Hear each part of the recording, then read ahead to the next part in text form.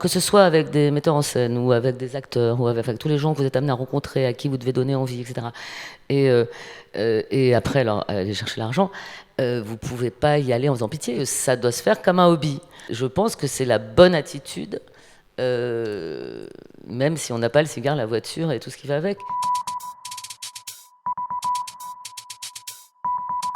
Vous fûtes l'épouse de Maurice Pialin, statut de commandeur du cinéma français, presque malgré lui, tant cet homme tourmenté était tiraillé entre soif de reconnaissance et autodénigrement. Vous le rencontrez sur le tournage d'À nos amours en 82, vous tombez amoureuse de lui et vous ne vous quittez plus jusqu'à sa mort en 2003.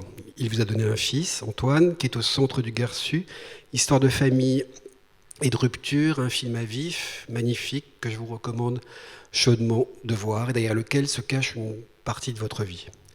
Aux côtés de Maurice, vous avez donc appris beaucoup de choses du cinéma, mais sans du tout rester passive, ce qui n'est pas tellement dans votre tempérament, je pense. En fait, avec lui, vous avez formé, j'ai envie de le dire, un vrai couple de cinéma, puisque vous avez travaillé étroitement avec lui en tant que scénariste. Il faut dire aussi que Maurice, sauf erreur, n'aimait pas beaucoup écrire, donc ceci explique peut-être cela. Et productrice aussi, notamment sur Van Gogh, autre grand film. Alors avant de le rencontrer, vous avez déjà quand même une petite expérience du milieu du cinéma en ayant travaillé sur plusieurs tournages, comme stagiaire ou régisseuse, notamment sur Le Destin de Juliette, d'Alice Cicerman, un film un peu oublié aujourd'hui, mais dont je garde un excellent souvenir d'ailleurs. Bon. Pourtant, le cinéma, ce n'était pas vraiment votre vocation au départ, vous étiez plutôt littéraire, vous êtes passé par les classes prépa, vous visiez l'école normale supérieure, et puis vous avez pris la tangente. Tant pis pour la littérature, tant mieux pour le cinéma, tant mieux pour nous. Reste que le goût des lettres vous a servi justement comme scénariste. Alors votre nom est connu, on l'a dit, mais restait à vous faire un prénom, et en fait vous avez sacrément réussi en fondant aussi, dans la foulée de la mort de Maurice, une société de production qui s'appelle Les Films du Vorceau. Alors c'est un nom étrange qui renvoie au nom d'une fête Peul au Tchad, si je ne m'abuse, durant laquelle ce sont les femmes qui choisissent leur homme pour un soir. Cette référence s'explique par le tournage d'une amie photographe là-bas, et qui avait fait un reportage et que vous aviez aidé, je pense, ou produit. Alors, Meurtrière de Patrick Grandperret, Le Roi de l'évasion d'Alain Guiraudy, Holiday de Guillaume Niclou, Propriété interdite d'Hélène Angèle, À perdre la raison de Joachim Lafosse, Dernière séance de Laurent Achard, L'enlèvement de Michel Houellebecq de Guillaume Niclou, Rora de Lisandro Alonso, Le trésor de Corneliu Porumboiu, Les gardiennes de Xavier Beauvois, et tout récemment, parce que le film est sorti en septembre, Fête de famille de Cédric Kahn. Alors voilà quelques-uns des films talentueux que vous avez produits et qu'on a défendus, j'allais dire avec fougue, ardemment, à Télérama. Voilà. Alors j'en ai volontairement mis deux de côté parce que ces deux, c'est avec ceux-là que la gloire et le succès sont arrivés. Alors on parlera peut-être aussi des échecs, puisqu'à un moment donné vous avez failli mettre la clé sous la porte, peut-être qu'on évoquera ce mauvais souvenir, mais donc là avec ces deux-là c'était vraiment le succès énorme, c'est L'Inconnu du lac d'Alain Guiraudy en 2013, un thriller existentiel qui parle et qui montre de manière triviale et épurée à la fois des amours homosexuels autour d'un lac. C'est un film vraiment inédit, quasiment historique je pense dans la représentation des homosexuels. Et Timbuktu, alors un an plus tard, d'Abderrahmane Sissako, qui est une chronique à la fois poétique et allégorique et dure en même temps d'une résistance enfin drôle aussi, d'une résistance à la barbarie. Voilà, alors en tout, ça fait, à votre actif, vous avez, comme productrice indépendante, une quarantaine de films en 15 ans, ce qui n'est pas rien. Donc on vous a invité pour ce joli bilan, mais aussi parce que vous êtes une figure qui tranche, je trouve, quelque peu avec les gens de la production, ou les argentiers, ou les VIP du milieu professionnel. Et vous n'êtes pas du genre à garder la langue dans votre poche, vous êtes assez cash, vous êtes assez drôle, sans être vraiment omniprésente, mais vous êtes pétroleuse, rieuse et gouailleuse. Voilà. Bonne vivante, en fait. Pas vraiment dans la plainte, même si vous pointez certains dysfonctionnements du cinéma français qu'on va sans doute évoquer. Voilà, l'argent que vous en parlez, mais vous n'en avez pas. Voilà. Vous en parlez volontiers, vous n'en avez pas. Mais pour vous définir le mieux, j'ai envie de reprendre une formule que j'emprunte à Jean Labadie, que je trouve une jolie formule, qui est un distributeur français, fameux. Sylvie Pialin n'est pas une femme d'affaires, mais une femme de film. Voilà. Alors, la première question, elle est assez basique, et on doit vous la poser souvent, mais elle est un peu incontournable. C'est autour de ce métier de productrice, parce que j'ai l'impression que finalement, dans la tête des gens, c'est pas si évident. sur ce métier. Alors, en quoi consiste ce métier? Bonsoir. Bon, alors, premièrement, déjà, moi, le piège inévitable, c'est que je suis toujours en robe quand il y a des trucs où il n'y a pas de trucs. Donc, il est hors de question que je fasse un remake de Sharon Stone. Mais si jamais, parce qu'évidemment, je suis en plus assez généralement. Si jamais quelqu'un. Bon, j'ai un ami dans la salle là-bas qui peut faire beaucoup de bruit. Si jamais, au bout d'un moment, je suis comme ça serait sympa. Voilà. Donc, je vais essayer de ne pas penser à croiser, mais de croiser quand même. Et sinon, alors, effectivement, et ça me met en ce moment assez un peu à colère, mais enfin, ça m'énerve assez. Ce métier de producteur, je suis déjà bien contente que vous ayez mis mon métier devant, parce que je trouve qu'on a un peu tendance à pas penser que c'est un métier. Je pense que c'en est un, que je tente d'exercer. Et alors, effectivement, sans doute parce que on ne sait pas en quoi il consiste. Et je ne risque pas de vous le dire ce soir, in extenso en tout cas. Mais moi, j'aimerais bien qu'on reprofessionnalise ce métier. Voilà. C'est un de mes bâtons pour les temps à venir. C'est-à-dire que c'est un métier qui commence très tôt sur un film. Je parle pour le cinéma indépendant que je pratique. Hein. Après, il y a d'autres façons de produire, mais qui sont tout autant un métier. Il n'y a pas un métier mieux que l'autre. Mais en tous les cas, pour ce qui est du mien, c'est un métier qui commence au tout début d'un film. Il faut savoir qu'un film, ça prend, quand ça va très vite, 2 ans. Quand ça va normalement, 3-4 ans. Et quand ça va plus lentement, c'est 6 ans de la vie du metteur en scène, qui est évidemment la personne qui donne le plus à son film, de son temps, enfin de tout. Mais le producteur, un peu digne de ce nom, est là pendant tout ce temps. Alors, ce n'est pas 100% de son temps, mais moi, par exemple, je travaille avec des metteurs en scène à qui je dois faire croire quand même régulièrement qu'il n'y a que au monde, que je ne produis personne d'autre.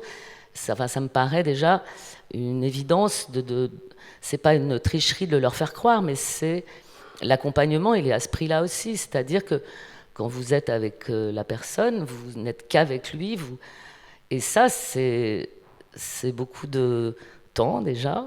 Et puis, c'est une capacité aussi à passer d'une personne à une autre, d'un projet à un autre, avec la même concentration, le même entrain.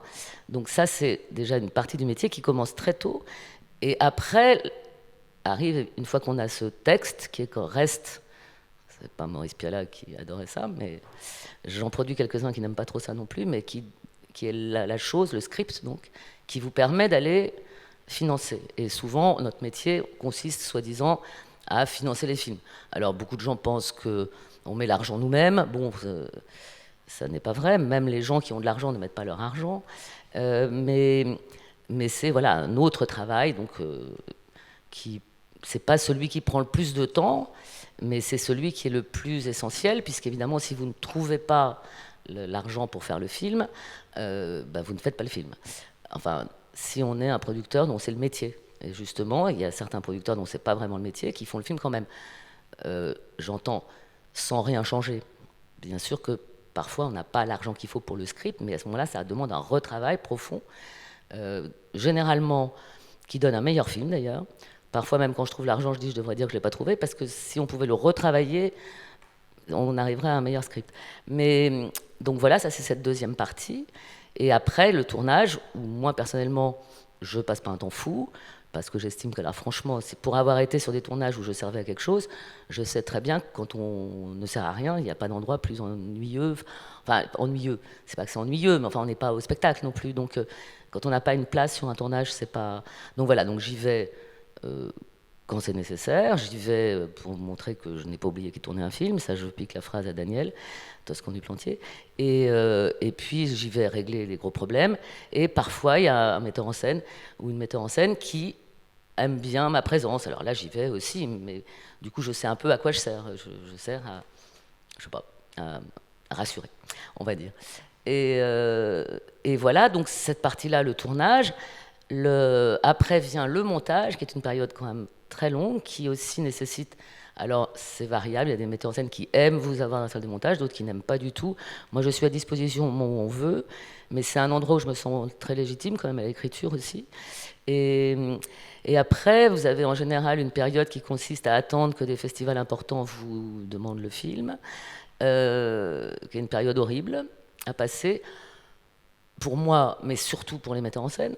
Après, ben, vous y allez ou pas. Deuxième période assez horrible, qu'on y aille ou pas d'ailleurs, parce qu'on n'y va pas, ça passe vite, la période horrible, et quand on y va, ça peut durer longtemps. Et puis, ça peut être une période aussi formidable. Et après, vous avez la sortie du film, qui est là le pire moment. Donc le moment où vous avez le plus besoin d'être accompagnant, parce que 4 ans, voire une vie de cinéaste, se joue un mercredi à 14 heures. Donc, avant, il y a la promotion, qui est quelque chose où les metteurs en scène sont plus ou moins doués, aiment plus ou moins. Puis on sait, on sent ce que la presse pense. Enfin, ce moment-là est très dur, parce que aussi parce que c'est la fin, et puis on met sur la table le fait de continuer plus ou moins facilement. Et après, on essaye d'avoir enclenché un projet avec le même metteur en scène avant pour sauter cette période. Tout au départ, en amont, qu'est-ce qui fait que vous produisez telle ou telle personne? Est-ce que c'est sur la base d'un scénario? Est-ce que c'est vraiment sur une rencontre? Est-ce que vous voyez en lui un metteur en scène? Ou est-ce que vous pouvez vous baser uniquement sur un scénario? Comment ça se passe? Alors disons que, oui, effectivement, ça c'est l'autre partie où on croit souvent. Comment vous choisissez vos films? Moi, j'avoue franchement, jamais trop rien choisi. Enfin, je veux dire, j'ai comment dire, les 2 premiers, Grand Perret, c'est moi qui suis allé le chercher, parce que je trouvais dommage que Grand Perret tourne plus. Que j'avais un vieux truc de Maurice qui traînait, et que je me disais que bon, comme les gens sont toujours un peu... on allait faire un truc un peu facile, du style la femme de Piala, l'assistant de Piala, un scénario de Piala, puis qu'il allait réussir à faire un film. Donc on est parti un peu comme ça, et puis finalement il a fait son film. Enfin, je veux dire, Meurtrière, c'est son film. D'abord, Maurice, c'était des bribes de scénario, c'était un fait divers qu'on a entièrement. Mais voilà, donc Patrick, c'est vrai.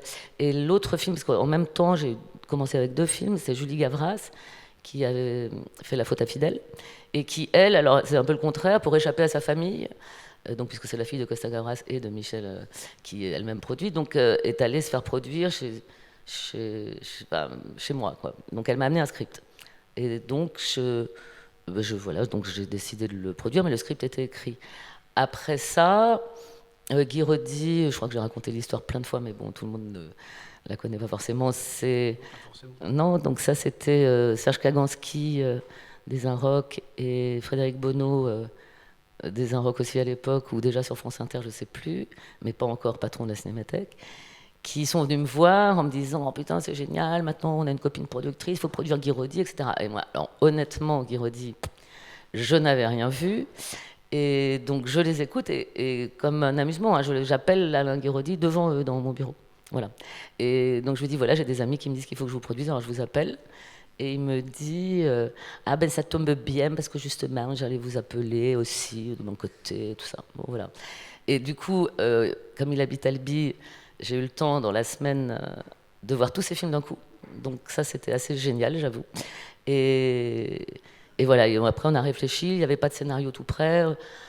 Alain, il tourne rarement le scénario qu'il veut tourner au départ. Donc là, c'est Le Roi de l'évasion, notre premier film. Et avant, c'était une autre histoire, qui se passait pas mal dans les bois aussi, mais bon, c'était pas tout à fait celle-là.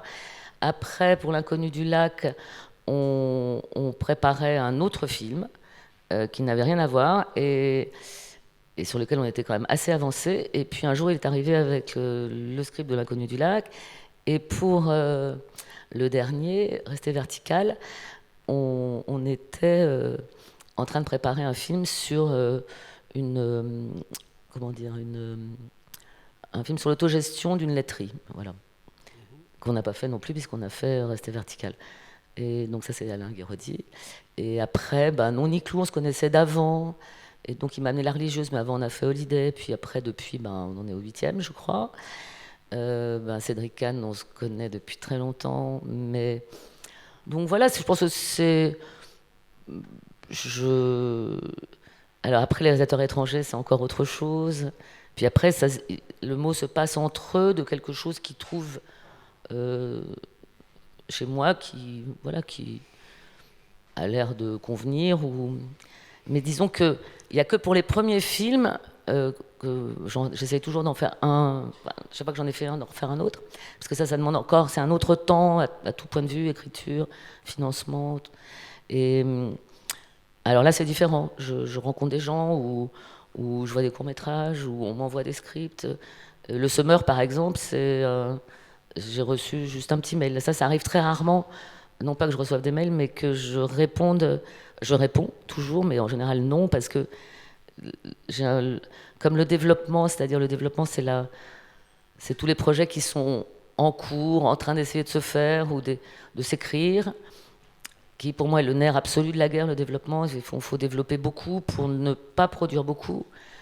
C'est-à-dire, ça veut dire C'est-à-dire qu'on peut, quand un metteur en scène pense à quelque chose, on peut prendre les droits d'un livre et en même temps s'apercevoir que finalement le scénario vient pas, ne pas laisser tomber le metteur en scène, mais partir sur autre chose. Enfin, c'est avoir voilà, toujours la possibilité de... Alors pour le coup, c'est un autre argent, mais c'est un argent très indispensable et on est très bloqué si on n'a pas d'argent pour faire ça. Alors il y a l'argent qui est dédié, mais pas tant que ça. Et pour pouvoir payer, pour pouvoir faire en sorte, parce que c'est quand même des gens, donc, comme vous avez compris, qui mettent très longtemps et qu'il faut bien qu'ils vivent. Voilà, donc c'est capital de payer l'écriture, de pouvoir payer aussi des scénaristes. De payer tout le monde, parce que le rôle du producteur, c'est une sorte de patron aussi. Oui, c'est ça aussi quand je dis. Qui donne des salaires à tout le monde, y compris aux metteurs en scène. Donc, oui, absolument, non, mais donc c'est un truc qui n'est pas forcément su, ça, que le fait que c'est aussi. Oui, tout, c'est-à-dire que je pense que j'emploie 400 ou 500 personnes par an. Évidemment, ce qui ne correspond pas du tout. On est 5 salariés, et donc, enfin permanents, je veux dire.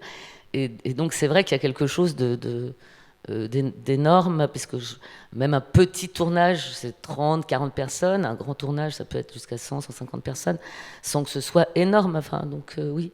Donc tous les salaires passent par... C'est une lourde responsabilité. C'est pour ça qu'au début, vous disiez que peut-être c'était important de rappeler que c'était un vrai métier, oui.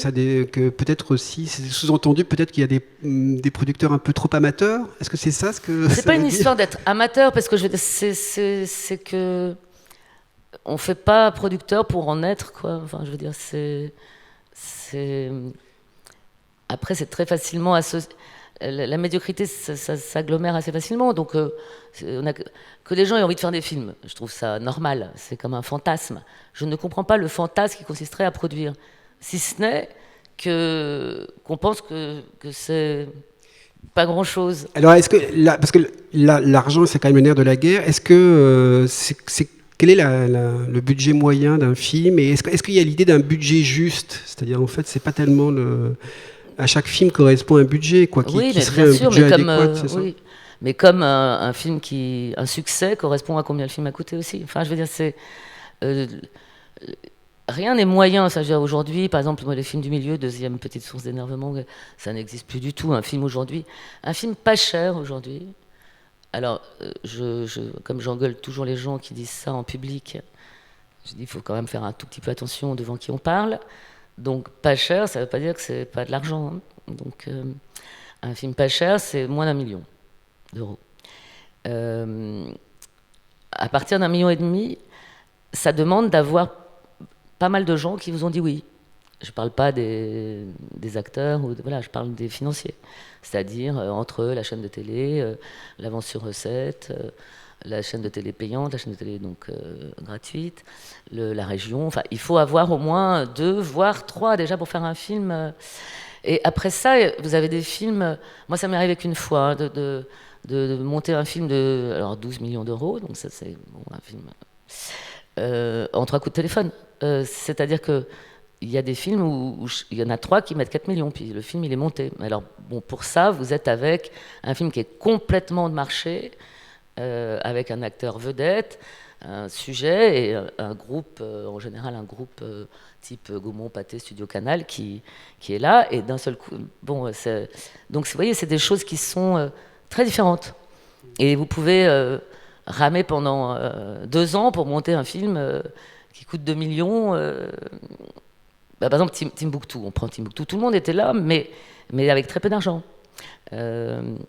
Ce qui, voilà, c'était pas non plus mais c'est un film qui était quand même compliqué, avec un tournage compliqué, donc qui finalement dangereux aussi, c'est-à-dire. Oui, bah ça dangereux. Ouais, voilà. Alors, vous parlez, moi je vais jamais sur les tournages. Là, j'étais sur le tournage tout le temps. On n'envoie pas des gens dans une zone où il y a écrit rouge, rouge, rouge comme ça, en disant vous me passerez des nouvelles. Non, non, là quand même.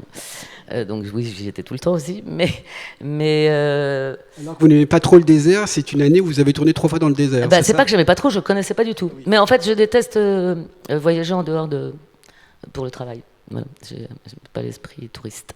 Donc, qu'il faut raconter le tournage un peu justement de Sissako, un peu qu'est-ce qui s'est passé, qu'est-ce qui était peut-être très brièvement, peut-être rappeler les bah, ce qui s'est passé, c'est qu'au départ, c'était un documentaire qu'Abderrahmane voulait tourner, un documentaire qui était quand même assez structuré. Enfin, il y avait, par exemple, l'histoire du pêcheur existait, mais c'était beaucoup sur des témoignages et il y avait une impossibilité. Il avait donc essayé d'envoyer quelqu'un à Timbuktu qui n'était pas accessible pour essayer d'avoir des informations de première main. Et donc il y avait un scénario comme ça un peu, comment dire, impressionniste d'un documentaire, mais il voulait tourner les scènes de lapidation, mais il voulait le faire en animation pour que, voilà, enfin, toute la poésie d'Abderrahmane, de toute façon, elle était déjà même dans ce documentaire. Et puis quand moi, pour les cinéphiles, j'appelle quand Hollande a sauté sur Colvézi. Donc, quand Hollande a. Comment dire. Personne n'a vu ce film, si? Non, personne. Si, quand même. Bref, quand il a libéré, entre guillemets, Timbuktu, là, d'un seul coup, Abderrahmane ça a déclenché chez lui la possibilité d'en faire une fiction, puisque l'endroit était à nouveau accessible, en tout cas, n'était plus en état de siège, quoi. Donc. Et là, il a créé un scénario toujours aussi impressionniste, mais vraiment de fiction. Et donc, assez rapidement, parce que le temps courait, et là, on est parti en pensant qu'on tournerait à Timbuktu à l'époque. Et évidemment, on s'est rendu compte, c'est-à-dire qu'on était au Mali, mais on s'est rendu compte vraiment là-bas que ça serait impossible d'y aller, ne serait-ce que d'y aller. Ne parlons pas de protéger un tournage, ils avaient quand même autre chose à protéger qu'un tournage de film. Et donc, on a décidé de tourner le film en Mauritanie, où d'ailleurs Abderrahmane, qui a la double nationalité malienne-mauritanienne, habitait. Et là, ça a été plus simple pour le gouvernement mauritanien de nous proposer. Donc, on a tourné en face de Timbuktu, mais de l'autre côté de la frontière. Et là, il y a eu moyen d'avoir une protection. Bon, de toute façon. Comme je dis, chaque fois qu'on a vu les gens qui nous protégeaient, c'était pour nous arrêter, nous. Je pense que, voilà. Enfin bon, il s'est rien passé pendant le tournage, mais c'est vrai que c'était un tournage assez exceptionnel, et avec, une aventure. Au bout du compte, il y a un succès assez phénoménal, parce que le film a très très bien marché en salle, ce qui n'était pas forcément gagné d'avance. Et surtout, le film a été nominé aux Oscars. Enfin bon, donc c'était une très belle réussite. Vous avez même dit que ça peut arriver qu'une fois ou deux, des fois dans la vie d'un producteur. J'espère 2, mais une en tout cas. Si c'est une, c'est fini, donc c'est fait. Mais, non, mais c'est vrai que ce qui est assez agréable, c'est que ça ne peut nous arriver qu'avec des films comme ça. C'est-à-dire que ça ne peut pas nous arriver avec quelque chose. J'ai rarement fait un film. Heureusement, il y a des producteurs qui font des films qui sont faits pour marcher, quoi. Pour moi, il n'y a rien de dégoûtant à ça, hein, comprenons-nous bien. Après, c'est juste des films où il faut avoir accès à des metteurs en scène qui ont déjà fait des succès, qui, a priori, il n'y a pas de raison qu'ils changent de crèmerie. Moi, je ne suis pas une délogeuse de... Moi, je peux admirer les gens sans les produire. Je démarche pas, quoi. Je crois qu'il y a une seule personne avec qui j'ai fait ça. Je peux dire, hein, parce que c'est Emmanuel Berco, voilà. C'est la seule personne, comme j'ai vu qu'elle changeait de producteur tout le temps, je me suis dit, bon, quand même, là, je vais oser aller lui dire que j'aimerais bien produire un de ses films. Mais sinon, oui, nous, ça peut nous arriver qu'avec un film où c'est totalement imprévu. C'est même pas que c'est un peu prévisible, ça va nous arriver en général plutôt avec un bon film, et plutôt avec un bon film dont personne n'aurait mis... parier. Voilà, mais Timbuktu, c'est un très bon exemple aussi pour comprendre le métier, parce que normalement, un succès comme ça, vous devez gagner votre vie bien. Voilà. Et alors, le principe, du coup, je repars sur le métier, mais le principe de comment on gagne notre vie, un producteur, c'est vous avez un devis, un budget de film. Alors, il ne faut pas confondre le devis avec le budget qu'on dépose à l'agrément au CNC, qui comprend tout. En fait, le budget du film, c'est l'argent que vous avez trouvé, hein, grosso modo, c'est assez simple. Alors, au départ, il y a un script, vous travaillez avec un directeur de production et vous-même pour vous dire combien le film va coûter. Donc ça, il y a une espèce de grille, voilà, avec des salaires. Donc il faut savoir que les salaires sont chargés à 60% dans le cinéma. Et puis le nombre de semaines de tournage, enfin bon, tout ça fait le metteur en scène, les auteurs, les acteurs, et tout ça fait un chiffre qui est toujours beaucoup plus gros que celui auquel vous avez pensé. Mais alors moi maintenant moins, mais même encore moi, on me dit ça coûte ça, je dis mais c'est pas possible, qu'est-ce qui coûte si cher? Bon. Et alors beaucoup plus que le metteur en scène a pensé aussi. Alors lui, il est très loin de voilà. Et donc vous avez ce chiffre et en général on fait, alors quand on est professionnel, un plan de financement. Quand on n'est pas professionnel, on fait aussi un plan de financement. Et incroyable, le plan de financement correspond au chiffre absolu du devis, quoi. Alors que donc ça veut dire que vous avez mis dans le plan de financement à peu près tout ce qui peut se trouver comme financement à des valeurs très hautes pour arriver à votre chiffre, disons, qui est de 3,8 millions. Alors vous avez Canal+, qui va vous donner 1,2 million, France Télé qui va vous donner 1,2 million, vous avez l'avance sur recette, vous avez la région, vous avez les Sofica, et qu'est-ce qu'on a encore qui nous permet... Et évidemment, vous avez un distributeur qui va vous mettre 1 million de MG, ça s'appelle un minimum garanti, pour sortir le film en salle, plus les droits pour l'étranger, plus les droits pour la télévision. Voilà, une fois que vous avez ça, vous avez à peu près tous les endroits où on va chercher de l'argent. Et vous arrivez à 3,8 millions, un truc de dingue. Et en fait, si vous faites correctement un plan de financement, vous n'avez pas tout. Enfin, en tous les cas, c'est tellement rare que si vous êtes un peu sensé, voilà, il y a vous remplissez. Enfin, moi, je sais que je mets ce que je vais obtenir en me battant vraiment, enfin, beaucoup, au maximum, et je mets des chiffres en face en oubliant, ou j'oublie l'avance, enfin, selon les films, vous voyez aussi à peu près les chances que vous avez d'avoir ça, ou vous oubliez la région. Enfin, vous pouvez pas, ça n'existe pas d'avoir tout, surtout au montant que vous avez mis. Donc je mets des montants, et en général, je m'aperçois que je n'arrive pas du tout au chiffre. Donc ce chiffre, il va s'affiner, parce que le premier chiffre que vous mettez tout un peu plein pot, vous donnez beaucoup de temps, puis voilà, après vous affinez votre devis, et le financement, il s'affine tout seul, hein. Vous allez voir les gens, vous envoyez les scripts, on vous rappelle pas, enfin bon, bref.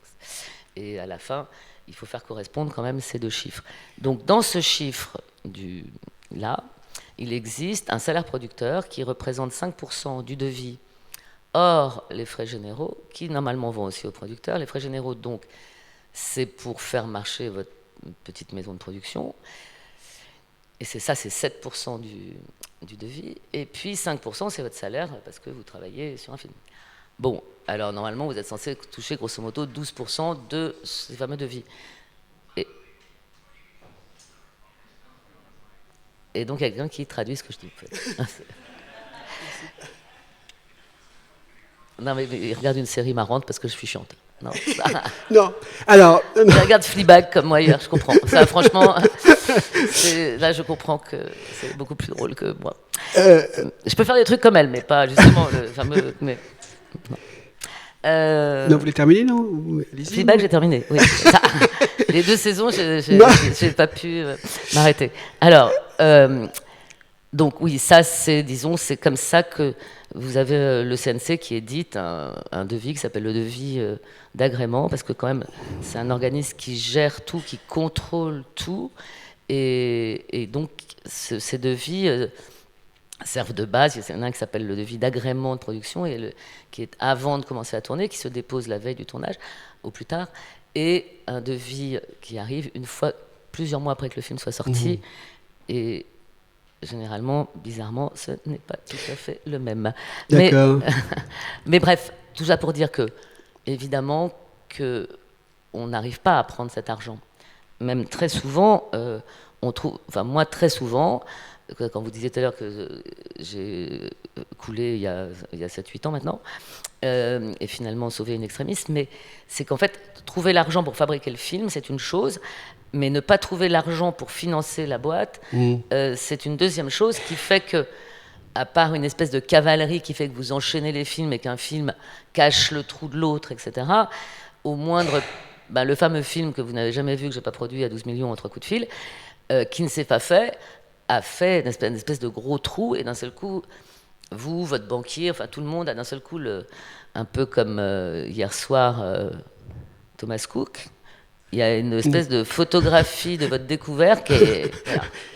Alors, en même temps, vous gérez que ça quand même très bien, mais alors justement, et c'est aussi ce qui fait partie de votre distinction, c'est que vous êtes une femme. Alors, par rapport à ça, parce que vous cassez un peu l'image traditionnelle du producteur avec le gros cigare, donc en même temps, c'est plutôt bien, et en même temps, vous dites non, mais moi je m'en moque, j'aime bien cette image du producteur avec le gros cigare, ça me dérange pas du tout. Donc vous revendiquez pas tant que ça comme non, comme non, femme dans ce métier. Non, moi je pense que je comprends.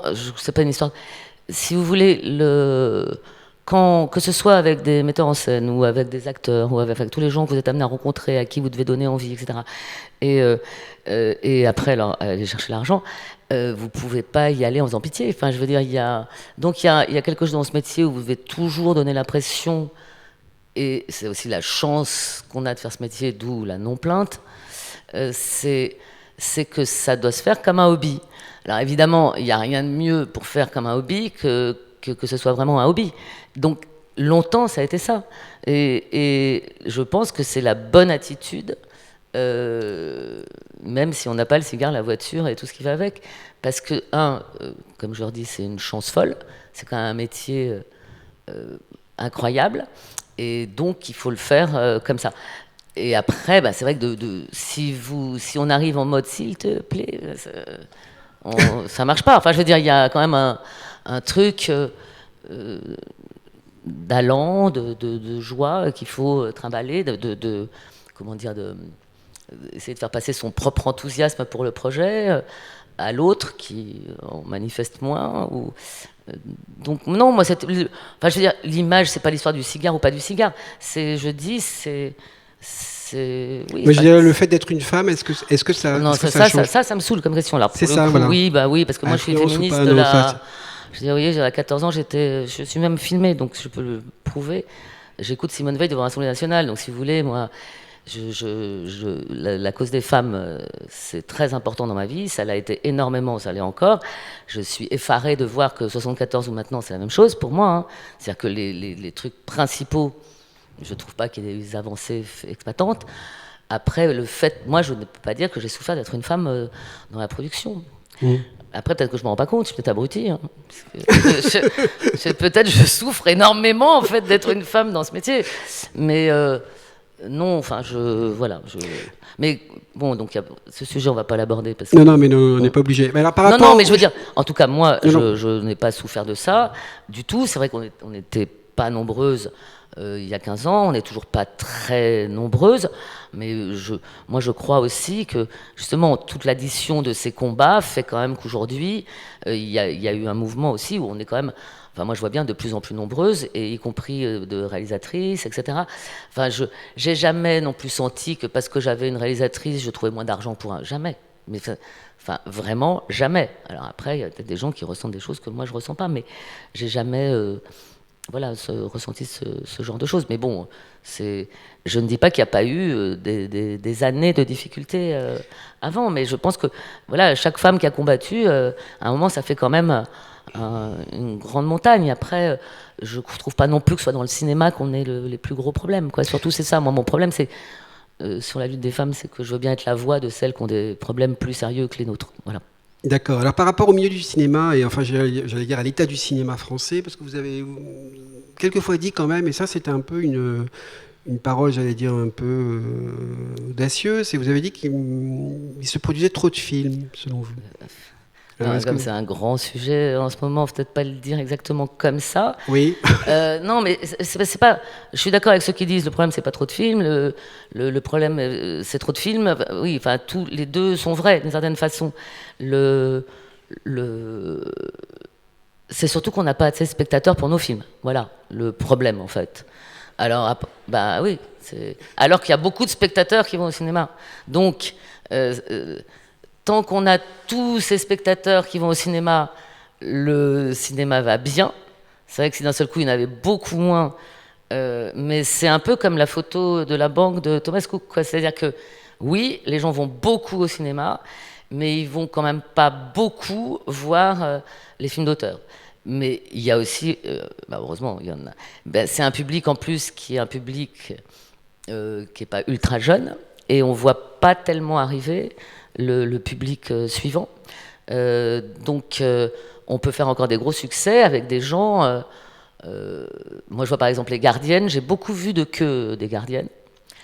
Beaucoup vu de public, Beauvois, de Xavier Beauvois, oui, qui a fait plus de 550 000 entrées, donc qui est un succès. Je pense qu'en moyenne d'âge, on est à 70, hein, en moyenne. Non, mais c'est pas. Je veux dire, ce public, il nous est ultra précieux. C'est des gens qui sont toute leur vie allés au cinéma, qui ont eu un petit creux, genre 40, 60, et qui ont repris exactement comme avant leurs habitudes de cinéma. Sauf qu'aujourd'hui, les gens n'ont plus cette habitude, enfin, n'ont pas été addicts assez jeunes à la salle. Je parle pas au cinéma, hein. Moi je parle à la salle, parce que la différence entre les séries, etc., c'est la salle de cinéma. C'est-à-dire, moi je sais qu'aujourd'hui encore, même quand je vais voir un film que j'ai pas trop envie de voir, il y a quand même un truc magique de s'asseoir, et voilà. Et ça s'attrape tôt, ou grosso modo ça s'attrape pas, quoi. Donc si vous voulez, c'est le problème de trop de films et pas assez de clients. Je pense que le public est noyé sous la proposition de films d'auteur, parce qu'il y en a quand même beaucoup, et que bon, la cadence, les gens disent souvent: ah bon, il est sorti, mais je voulais aller voir votre film, j'ai pas trouvé de salle. Ouais, donc ça c'est une autre époque, hein. C'est-à-dire que effectivement aujourd'hui, le bouche à oreille sur un film français, ça existe quasiment plus. Le temps, je veux dire, ça peut exister sur un film polonais, roumain, lituanien, qui a eu un prix à Berlin, qui va sortir dans une petite combinaison, puis qui va faire sa boule de neige, parce qu'il va avoir peu de salles.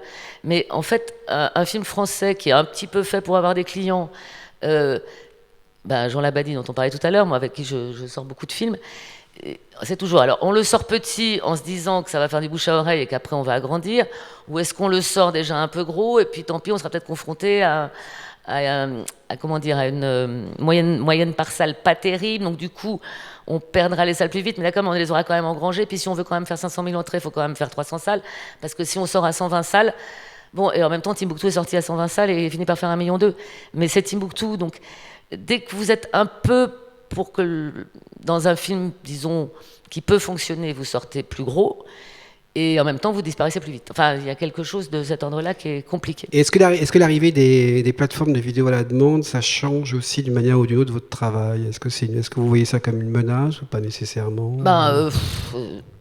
Comment dire, la menace très directe, c'est que nous, on a dans les guichets qui nous donnent de l'argent, on en a un qui s'appelle les ventes internationales. Donc il y a des gens dont c'est le métier qui préachètent, vous donnent de l'argent pour un film, avant qu'il soit fabriqué bien sûr, parce qu'ils estiment qu'il a une valeur internationale. Alors ce métier-là, il est totalement siphonné par les plateformes. C'est-à-dire qu'aujourd'hui, par exemple, prenons le cas des Misérables, que je connais par cœur, puisque les deux producteurs, c'était des gens qui ont travaillé longtemps avec moi. Le film est vendu, Amazon achète le film. Bon, alors eux, par exemple, ils l'achètent que pour les États-Unis. Donc là, ça va. C'est-à-dire que vous avez Amazon qui va diffuser le film aux États-Unis. Mais vous avez des films où Amazon prend le monde, sauf la France et le Benelux. Bon, là, votre vendeur qui normalement vous donne, je ne sais pas, 200 000 euros comme pour le mandat des ventes, aujourd'hui, avant de vous donner 200 000 euros, il va regarder si lui, il est capable de lutter contre toutes ces plateformes. Donc ça, c'est une première conséquence très directe. Après, la deuxième conséquence, c'est, on va dire, les plateformes, c'est surtout les séries, hein. Si on parle de Netflix, par exemple, c'est pas au cinéma qu'ils nous font de la concurrence, hein. C'est même quand ils s'offrent Quaron ou comment dire, ou Scorsese, c'est pas ça fait bien dans leur vitrine, ça nous fait chier, bon, mais ils font ces films-là et les achètent à des prix où on n'aurait même pas pu les fabriquer, nous, même le dernier Scorsese, aucun Américain n'aurait mis cet argent, enfin aucun studio n'aurait mis cet argent pour le faire. Mais non, les séries, ce qui est en concurrence, alors c'en est bon, la pas bonne, c'est que comment faire sortir des gens qui ont tout ça chez eux, tout ça dont beaucoup de choses assez patentes, que ce soit des séries, des documentaires, enfin bon, je sais pas, je prends en Fleabag, donc vous avez compris que c'était un peu ma dernière coqueluche, mais Tchernobyl c'est quand même assez dingue, enfin, etc., etc. Donc il y a quand même une proposition sans bouger de chez soi qui est ultra forte, donc ça c'est comment faire qu'ils sortent encore. Et l'autre problème c'est exactement le même, c'est que du coup ça demande une grande exigence et se poser beaucoup de questions sur quel film on fait, pour qui. Oui, j'allais dire, voilà. C'est quel film on fait, pour qui. Est-ce que du coup ça vous influence vraiment dans votre travail? Est-ce que non, mais ça ne m'influence pas de voir les séries. C'est qu'il y a un niveau de qualité. C'est pourquoi, moi ce que je dis maintenant beaucoup, c'est pourquoi tu veux que quelqu'un enlève son cul de son canapé pour aller voir ton film. Mais pour moi, c'est un peu une chance par rapport à ce qui se passait il y a quelques temps. Alors après, c'est une chance, il va falloir un peu se démener. Hein. Parce qu'avant, quand tout marche un peu, oui, tout le monde a chaud, ça me rassure, parce que moi, je crève de chaud. Et c'est le tiède qui marchait à peu près, quoi, voilà. Aujourd'hui, je pense que, je prends par exemple Petit Paysan, je suis pas sûre que c'est un film qui aurait marché avant. Je pense qu'aujourd'hui, il y a une proposition devant le néant de ce sujet traité, ou devant, au contraire, des espèces d'informations d'abrutis qui vous dit tout le temps la même chose. Quand quelqu'un prend un sujet très singulier, a priori qui n'a pas un sex appeal fou, c'est réautorisé aujourd'hui au cinéma. Donc ça, pour moi, c'est un peu, c'est un peu mon ça, c'est un rayon d'optimisme. Oui, je trouve. Oui, je trouve. C'est-à-dire qu'on peut à nouveau s'autoriser des sujets très originaux. Et par rapport au cinéma français, on peut terminer là-dessus parce qu'après on va laisser la parole au public. Mais qu'est-ce que vous préconiseriez de positif s'il fallait changer quelque chose dans le... Moi, je dis du discernement sur les gens qui travaillent bien. Bon, après, je sais pas qui doit... Non, mais chacun, enfin, je veux dire, c'est... je pense que pour les prochaines années là, qui viennent tout de suite, ça va être un passage compliqué. Et je pense pas qu'il y aura de darwinisme. C'est-à-dire que je pense pas que les bons vont rester et que les mauvais vont disparaître. Je pense au contraire que les bons vont avoir à prendre des risques au-dessus de leurs moyens et que donc il faut penser à un accompagnement de quand même cette transition, qu'on le veuille ou non, du métier. C'est-à-dire qu'il faut... Moi, je ne suis pas d'accord quand on me dit il faut faire de la série, Sylvie, maintenant c'est la série. Oui, il y a 3500 séries par an, qu'est-ce que tu veux que je vienne en fourrer une de plus? Je veux dire, oui, moi, si j'ai un de mes metteurs en scène qui veut faire une série, qu'est-ce que je vais faire? Je vais la faire, je ne vais pas lui dire non, on va la faire ailleurs. Non, je vais la faire, je vais aller m'associer à quelqu'un qui fait ça très bien et on va la faire ensemble. Je veux dire, voilà, je veux dire, c'est pas la peine de... Moi, je ne vais pas embaucher parce que c'est très long, la série. Il faut embaucher des gens qui savent le faire bien, les showrunners, etc., etc. Donc, c'est 6 personnes que vous allez embaucher, ou alors vous allez faire ça, enfin, ça n'a pas... Donc, cette période de transition, je pense qu'il faut qu'elle soit accompagnée. Alors, j'ai un peu de mal à penser les privés là, qui devraient venir investir dans le cinéma. Comme je dis, le rendement, enfin, je veux dire, on ne peut pas proposer, enfin, c'est ça qui est génial, il faut faire des films qui marchent. Bon. Moi, j'ai jamais pensé faire un film qui marche pas. Enfin, je veux dire, faisons un film qui marche pas. Ça va être très... Non. Donc, oui. Alors après, le truc, c'est marche en fonction de combien il coûte. Donc, on sait à peu près combien ça représente de clients pour que tout le monde soit content. Et la recette, grâce à Dieu, personne ne l'a, sinon je serais même pas en train de vous parler. Et donc, on n'y peut rien. On est dans un prototype. C'est quelque chose. Chaque film n'a pas existé. Et on sait bien que quand on copie un film qui a existé, ça ne fonctionne pas. On l'a sorti, la bonne date c'est la Toussaint. Tout ça, on sait comment. Mais là, c'est en regardant tous ceux qui ont marché. Mais à un moment, les gens vous demandent de faire un enfant qui chante avec un camembert dans la gueule, avec des pingouins, etc., parce que ça a marché. Mais ça ne marche pas de faire celui-là. Juste peut-être, quelle expérience avez-vous tiré? Parce que vous avez produit un film qui n'était pas sorti en salle, un film de Guillaume Niclou qui s'appelait The End, pour une plateforme. Alors, est-ce que c'était une expérience Heureuse pour vous? Heureuse parce que c'est ça qui a permis de faire le film, donc déjà c'est énorme. Eux, c'était une tentative aussi. La seule chose qu'on peut voir aujourd'hui, c'est que c'est pas encore... Les gens ne savent pas trouver ces films-là sur les plateformes. C'est-à-dire, pourtant ils ont fait de la pub, hein, c'était TF1 et Gérard Depardieu. avec Depardieu, oui, qui se perdait dans une forêt et donc ça marche, je pense, pour les films de genre, ça marche très bien. Enfin, il y a encore, mais même Netflix, si vous cherchez, moi je sais que chaque fois que je vais regarder un film sur Netflix, admettons je suis dans un hôtel, je sais pas où, il y a rien. Bon, alors je dis tiens, Netflix, je vais chercher un film. Il y a rien que j'ai envie de regarder. Je finis toujours par regarder All About Eve que j'ai vu, mais bon, qui est un chef-d'œuvre, hein, mais c'est très dur à trouver. Et je pense que l'habitude des gens comme ça sur les plateformes, en dehors de ceux qui ont Cinétech, enfin, donc ils sont là pour le coup des gens qui viennent déjà au cinéma. Mais sinon, à part le genre, le cul et peut-être d'autres, la guerre, enfin, je veux dire, ça se trouve très facilement. Mais sinon, c'est difficile de placer un film, disons, un film d'auteur qui serait directement fait pour une plateforme. Aujourd'hui, ça changera peut-être, mais aujourd'hui, non, ça n'est pas. C'est compliqué. Bon, est-ce que vous avez des questions? Ah bah oui, tout de suite déjà.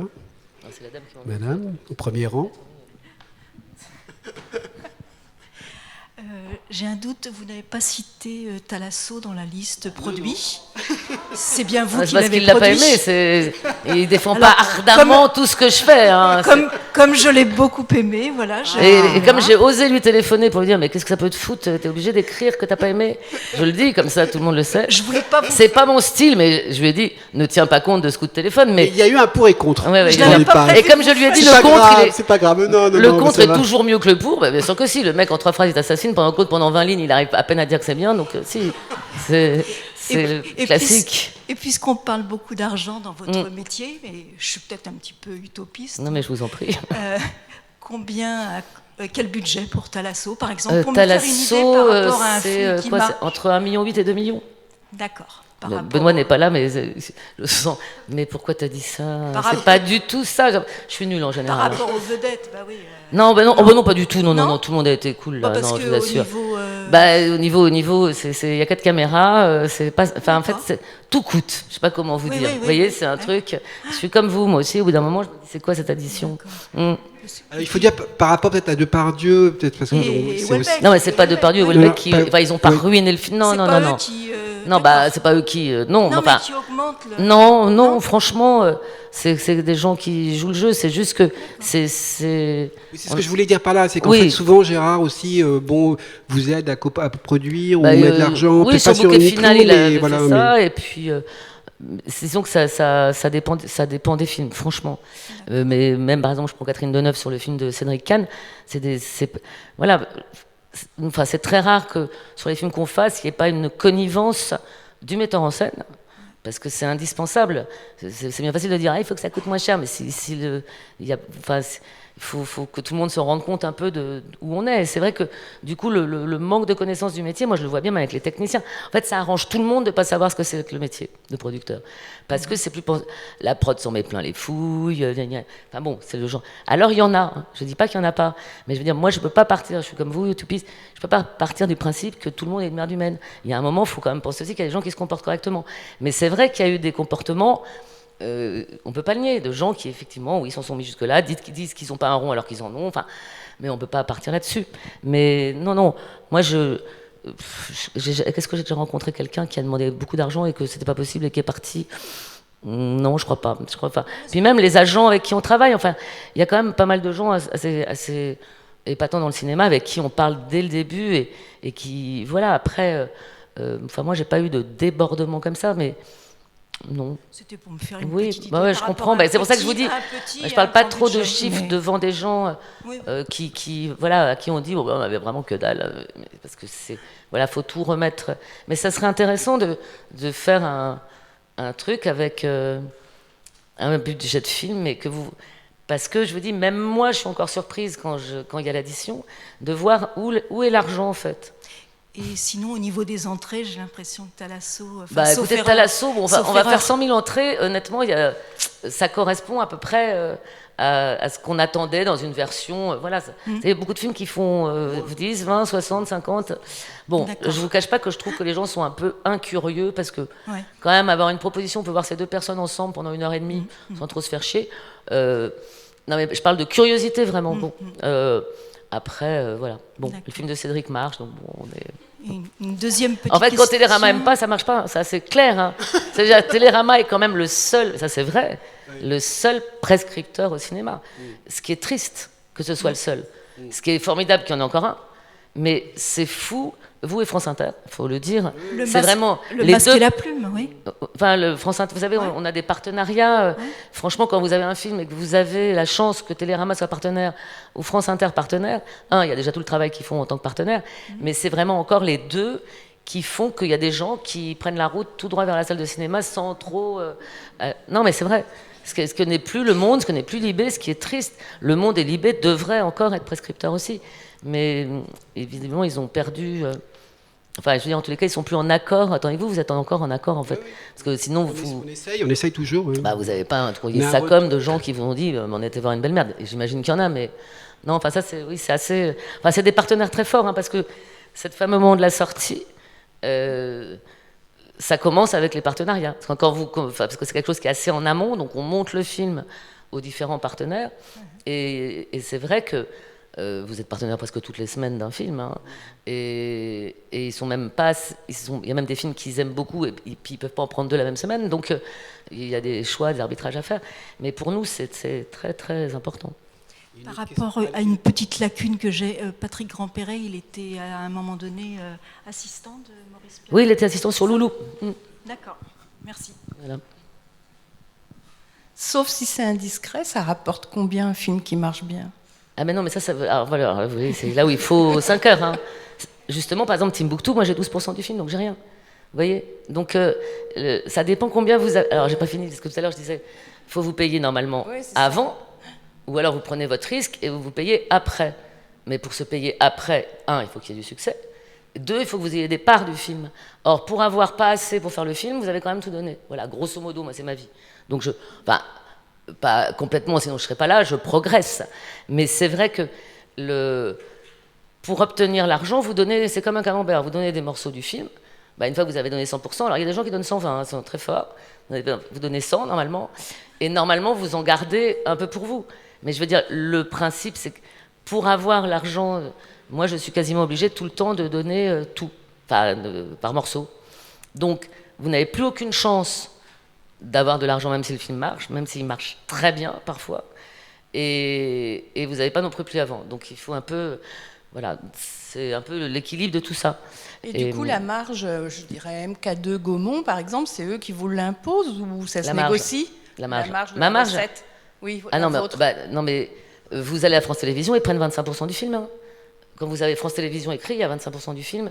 Voilà, mais déjà ils passent après. Il y a le distributeur qui prend en premier tout ce qu'il a fait comme publicité pour le film, qui est un chiffre très opaque, très élevé, très opaque, où ils ont moins 80%, ils ont des bonus partout, mais ça coûte encore beaucoup. Bientôt, ils seront comme les crédits, ils seront moins, mais... Non, bref, donc ils se remboursent en premier, ce qui est normal, c'est lui qui prend le plus de risques, etc. Et après, il rembourse aussi son MG. Alors là, il y en a qui commencent déjà à toucher, certains, les Sofica par exemple, en même temps que le distributeur, puis après, il y a tous ceux qui passent après, alors la télé, Canal ne prend rien, Parce que Canal préachète et ne prend pas de part. C'est pour ça qu'ils ne sont pas contents. Ils en veulent, évidemment. Maintenant, ils se disent... Bon. Mais enfin, ils oublient tout ce qu'ils ont eu comme avantage par rapport aux autres aussi. C'est-à-dire qu'ils passent les films à 8 mois, les télés sont toujours à 2 ans et demi. Donc, bref. Donc, vous avez ça. Et puis, avec un peu de chance, vous arrivez à une espèce de niveau. Mais je veux dire, c'est... Comme en plus, on ne vous laisse pas vraiment partir si vous n'êtes pas complètement financé. Parce que ça, je n'ai pas dit non plus, mais tout est escompté. Il n'y a aucun argent cash, en fait. Vous avez des contrats qui disent vous avez 4 millions. Ok, vous les amenez dans un établissement de crédit, il y en a 2 en France, Coffee Ciné, Coffee Loisirs, et là, ils vont regarder si vous n'avez pas 4 pour un film qui vaut 8, comme par hasard vous avez 4 pour un film qui vaut 4, bien sûr, et donc ils vérifient quand même que c'est... Parce que s'ils disent mais non, mais en fait votre film il coûte 6, ils ne vont pas vous passer l'argent. Donc bref, et ils vous escomptent et vous faites des appels de fonds pendant le film. Voilà, alors pendant le tournage, pendant le montage, etc. Ils vous envoient votre argent, plus des intérêts, évidemment. Puisqu'en fait, vous n'êtes payé, grosso modo, de tout que 2 mois après la sortie. Voilà, c'est là où vous comprenez mieux le truc. Ouais.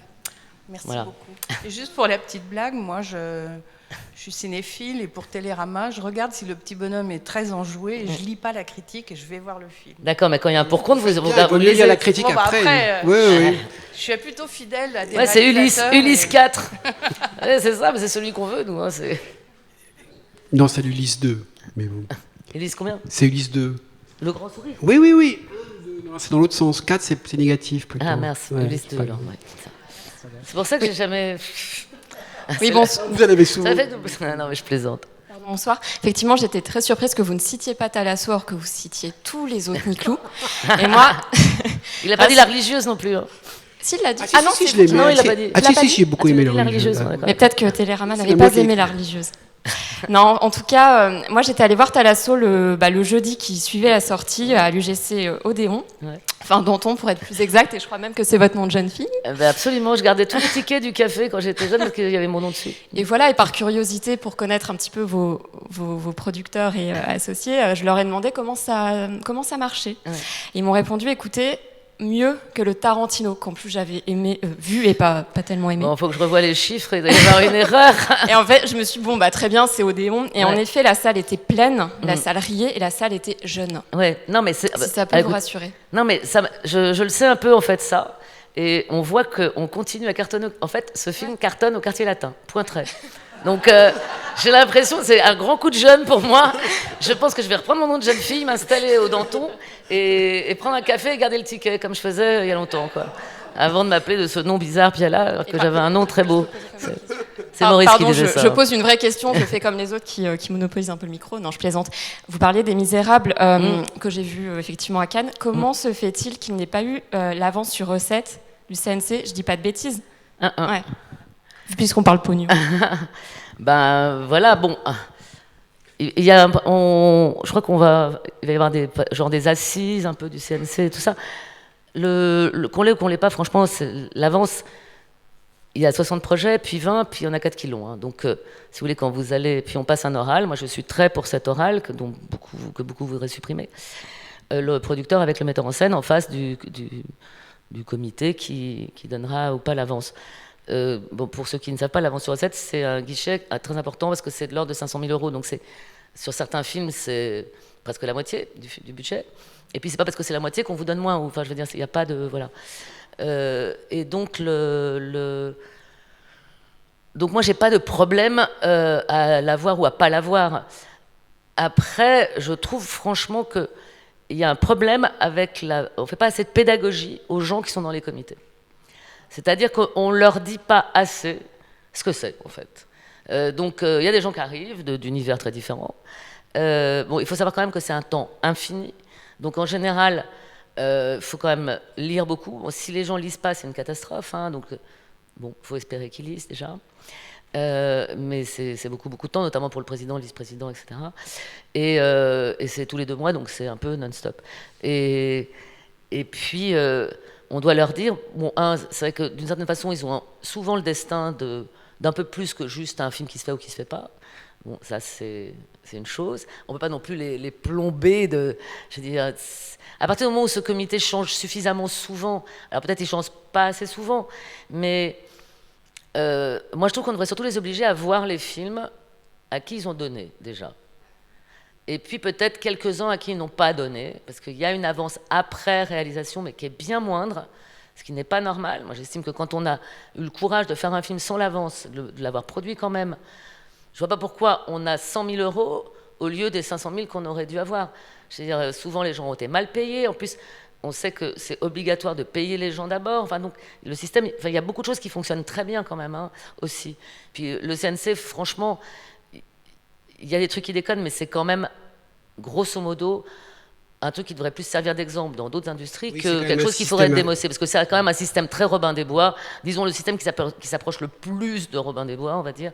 C'est-à-dire que, grosso modo, tous les riches donnent, tous les pauvres ont accès. Enfin, donc, il y a quelque chose comme ça d'un mélange. Mais bon, après, c'est aussi comme tous les comités qui décident quelque chose. Bon, ce qui serait grave, c'est si Les Misérables n'étaient pas faits. Mais Les Misérables sont faits. Donc voilà, puis Les Misérables vont faire un succès énorme.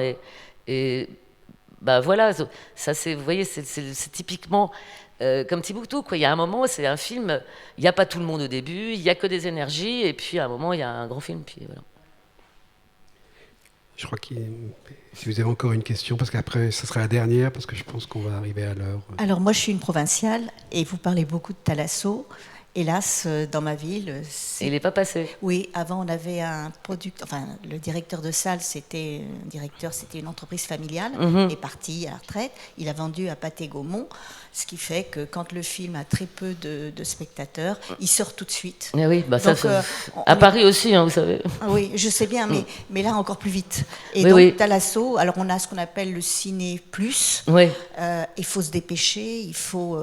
on ne voit pas toujours la V... Enfin, ce qui vous concerne, c'est la VO, mais la oui. VO, bon, voilà. Donc, on sent quand même un petit peu lésé et il y a quand même une différence, hein, je trouve. Bah oui, non, mais je comprends. Enfin, moi, je suis souvent dans le Gers, où je présente dans une ville de 4000 habitants à peu près tous les films que je fais. Alors, avant, après, pendant, enfin, ça dépend.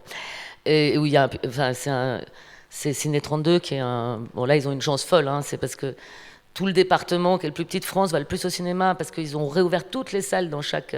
Et ils ont créé justement un roulement des copies.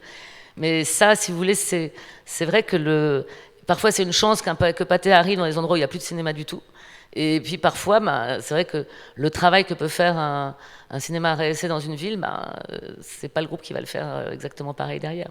Mais 8 mois sur Canal+, si vous avez Canal+, si vous n'avez pas... Ben voilà, ça va vite. Sinon, je peux vous envoyer un lien si vous me donnez votre mail. Moi, j'ai le droit. Voilà. Bon, merci beaucoup. Bon, allez, une dernière question alors. Mais ça serait la dernière, hein, parce qu'on va déborder. Non, mais ça n'est pas une question, c'est simplement une remarque. Et je ne suis pas du tout d'accord avec vous quand vous parlez de Canal+, parce que moi, j'ai le même plaisir que vous quand j'arrive dans la salle de cinéma, que j'attends que les lumières s'éteignent, et qu'il y a devant moi non pas un petit écran, même si les écrans ont augmenté en taille, mais un vrai grand écran. Mais je suis bien d'accord, mais si vous voulez, je préfère quand même qu'elle voit Thalasso que pas du tout. Oui, donc, ça, c'est vrai. Je vais pas non plus lui faire... Mais bon, si vous êtes à Paris ce soir, il y a les 3 Luxembourg, hein, par contre. Bon. Ah oui. Merci beaucoup, merci à tous d'être venus, merci à Sylvie.